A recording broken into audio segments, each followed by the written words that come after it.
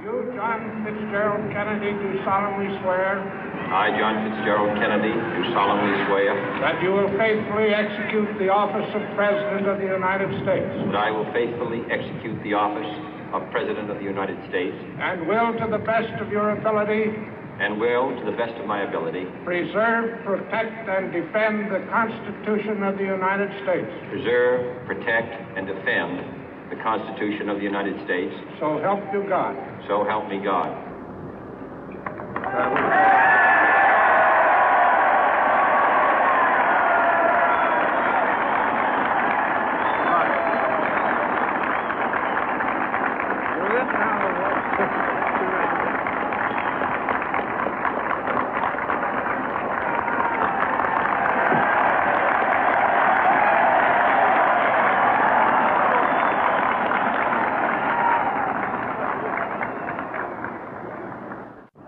Vice President Johnson, Mr. Speaker, Mr. Chief Justice, President Eisenhower, Vice President Nixon, President Truman, Reverend clergy, fellow citizens.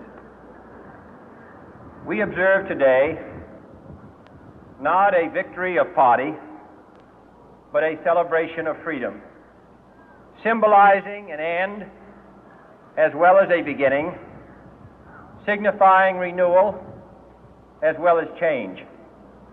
For I have sworn before you and Almighty God the same solemn oath our forebears prescribed nearly a century and 3/4 ago. The world is very different now, for man holds in his mortal hands the power to abolish all forms of human poverty and all forms of human life. And yet the same revolutionary beliefs for which our forebears fought are still at issue around the globe. The belief that the rights of man come not from the generosity of the state, but from the hand of God. We dare not forget today that we are the heirs of that first revolution.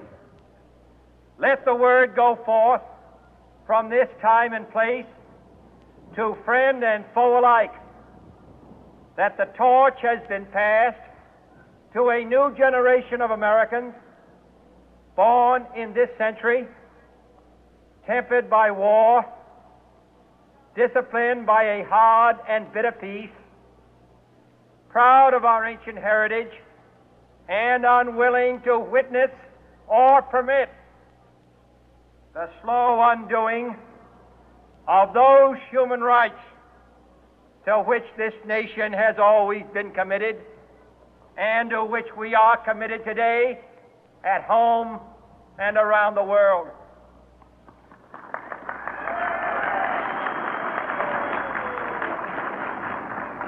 Let every nation know, whether it wishes us well or ill, that we shall pay any price, bear any burden, meet any hardship, support any friend, oppose any foe to assure the survival and the success of liberty.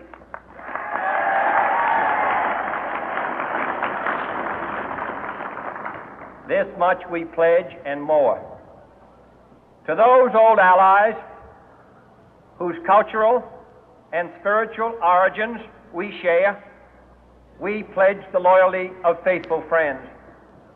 United, there is little we cannot do in a host of cooperative ventures.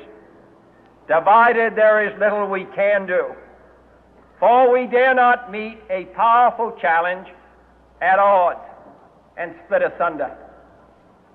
To those new states whom we welcome to the ranks of the free, we pledge our word that one form of colonial control shall not have passed away, merely to be replaced by a far more iron tyranny.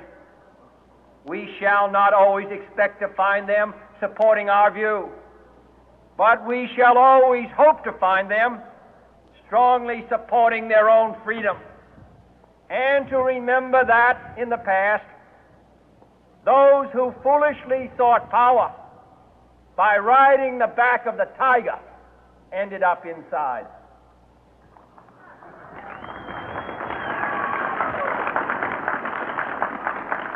To those people in the huts and villages of half the globe struggling to break the bonds of mass misery, we pledge our best efforts to help them help themselves for whatever period is required, not because the communists may be doing it, not because we seek their votes, but because it is right.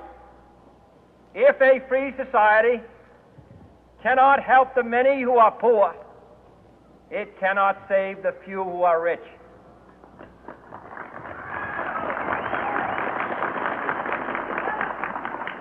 To our sister republics south of our border, we offer a special pledge to convert our good words into good deeds, in a new alliance for progress, to assist free men and free governments in casting off the chains of poverty. But this peaceful revolution of hope cannot become the prey of hostile powers. Let all our neighbors know that we shall join with them to oppose aggression or subversion anywhere in the Americas. And let every other power know that this hemisphere intends to remain the master of its own house.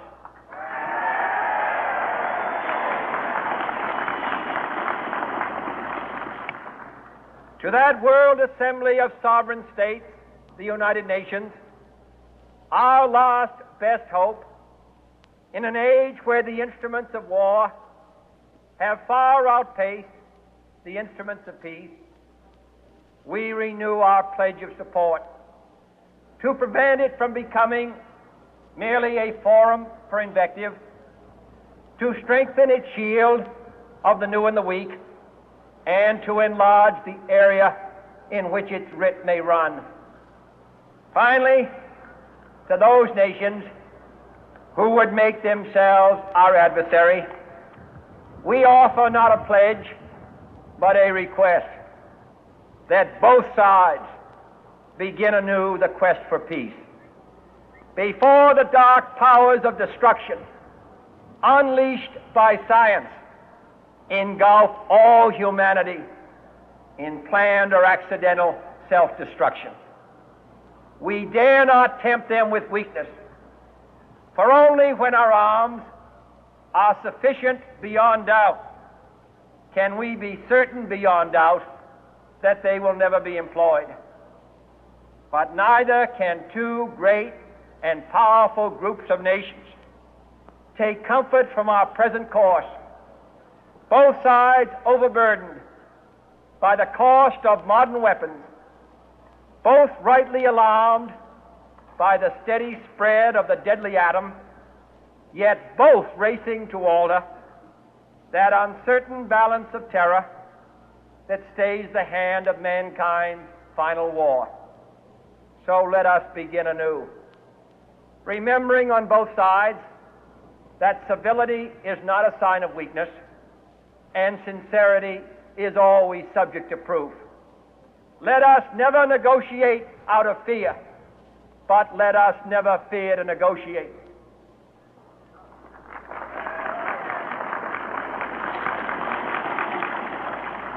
Let both sides explore what problems unite us, instead of belaboring those problems which divide us.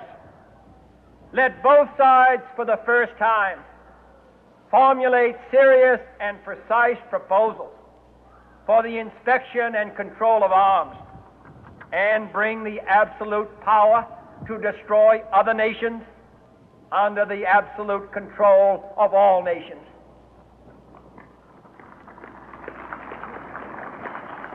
Let both sides seek to invoke the wonders of science instead of its terrors. Together, let us explore the stars, conquer the deserts, eradicate disease, tap the ocean depth, and encourage the arts and commerce. Let both sides unite to heed in all corners of the earth the command of Isaiah to undo the heavy burden and let the oppressed go free.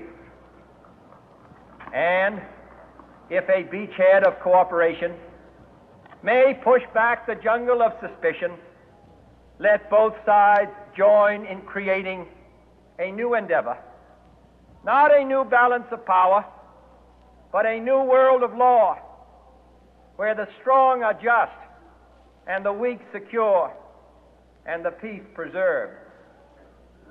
All this will not be finished in the first 100 days, nor will it be finished in the first 1,000 days, nor in the life of this administration, nor even perhaps in our lifetime on this planet.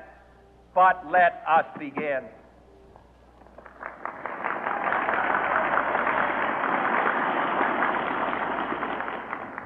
In your hands, my fellow citizens, more than mine, will rest the final success or failure of our course. Since this country was founded, each generation of Americans has been summoned to give testimony to its national loyalty.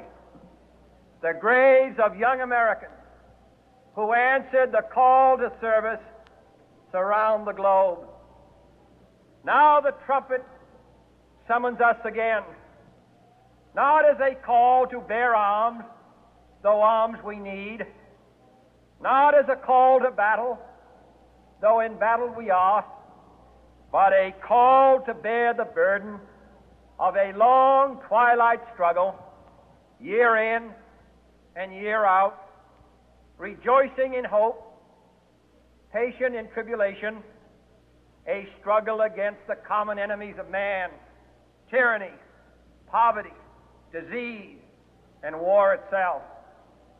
Can we forge against these enemies a grand and global alliance, north and south, east and west, that can assure a more fruitful life for all mankind? Will you join in that historic effort?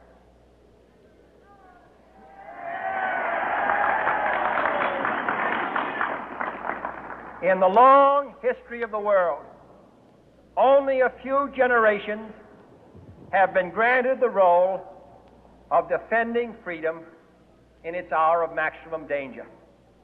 I do not shrink from this responsibility. I welcome it.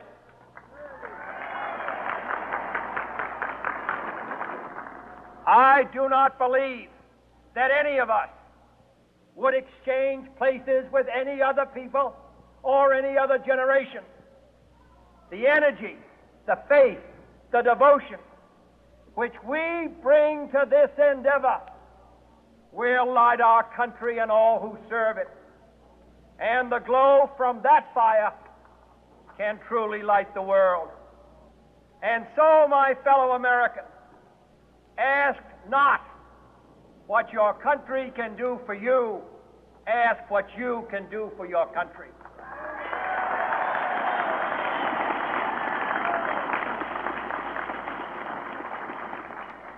My fellow citizens of the world, ask not what America will do for you, but what together we can do for the freedom of man.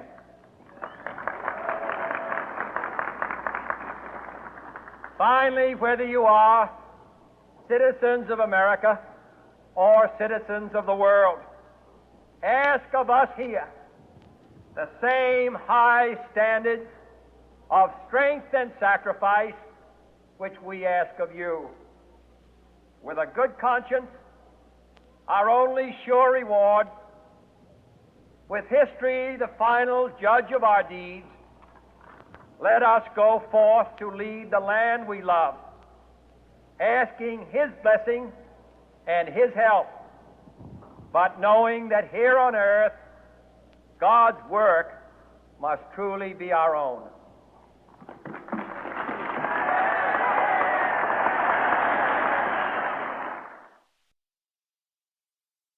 Power police. Nakabigay dapat. Hindi ko masyado kasi doon lang ha. Natin. Nina. Hindi lang yan. Ano yan? Pero hindi ko lang. Santo lang. Ito may iwan.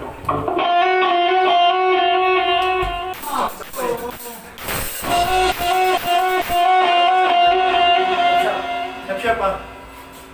Okay.